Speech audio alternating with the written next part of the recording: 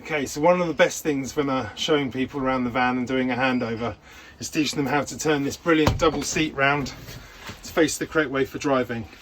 This is in the social mode. Obviously there's another seat behind the camera there, another 2 seats. So this is how you would be set up when you're camping. In order to drive, for legal reasons, this obviously has to be facing forward, so you have to turn the seat around. The seat is held in place with 4 bolts, and when you're driving, all 4 of those bolts need to be done up securely. When you're in camping mode, it's not as important, but it is quite nice just to have them, certainly the 2 on this side, loosely done up, because it just stops this seat from moving while you're sitting on it, or indeed if you're climbing up and down into the top bed. When you lift the bolts up, it's quite hard to see on this camera, there's a small retaining pin here.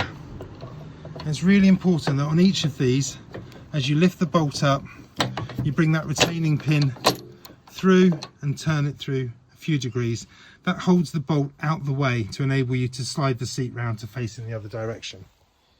So assuming all 4 of those bolts are lifted up and held up on the retaining pin, you can move the seat to reveal the Teflon plate that the seat slides around on.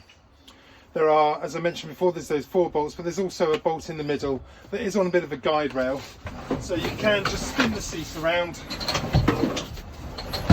so it's facing in the right direction, line it up back over the holes, and simply drop those pins back through and into position. Just while we're exploring this double swivel seat, it's worth pointing out that if you lift the front of the seat and flip it over, there's some storage space inside here.